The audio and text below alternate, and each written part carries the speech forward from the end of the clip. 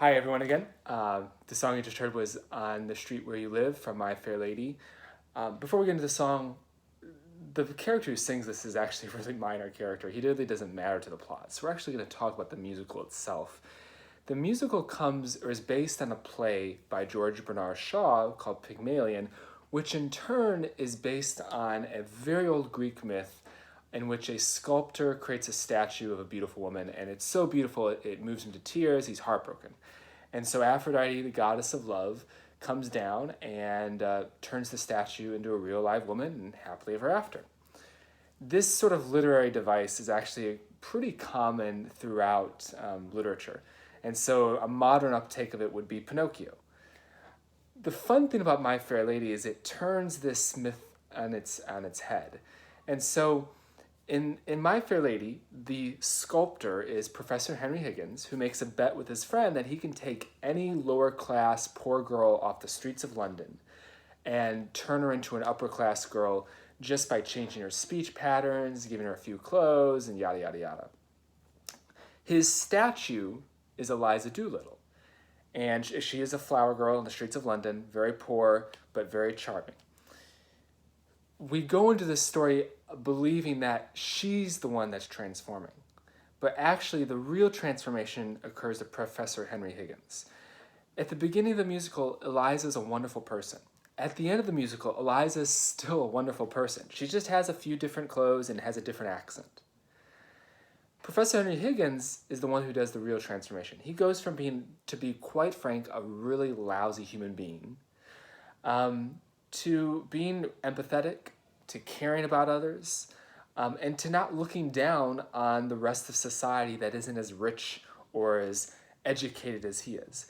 And this is important because Victorian England, which is when My Fair Lady is set, is a era of history and a culture where the classes were very stratified. So the upper class Britons had different ways of talking, they had more money, they had different education levels, they had different entertainment, they had different clothes. I mean, it was like it was a different species almost compared to lower class Britons.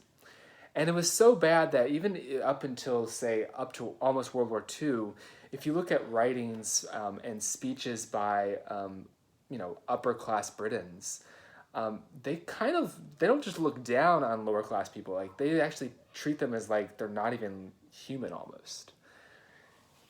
So this musical looks at two things. It looks at the transforming power of love. We hear about this all the time in the Bible, about God's love for us transforming us. Well, it also is about each other.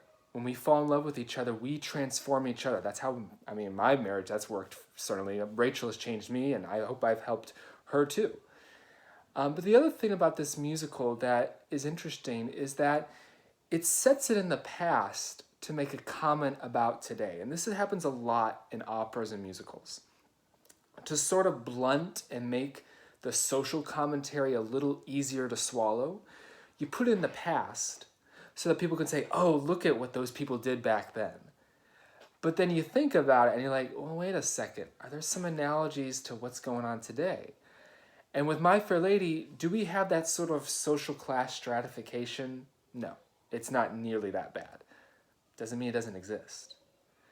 And so ultimately, the story of My Fair Lady is telling us that we are ultimately all the same in God's eyes, and that the differences that we perceive in each other are very superficial.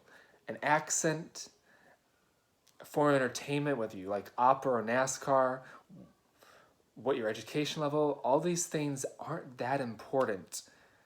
We're all essentially the same. We're all human, and if we really reach beyond our own limitations and try to speak with each other as fellow human beings, we can learn a lot from each other and fall in love with each other.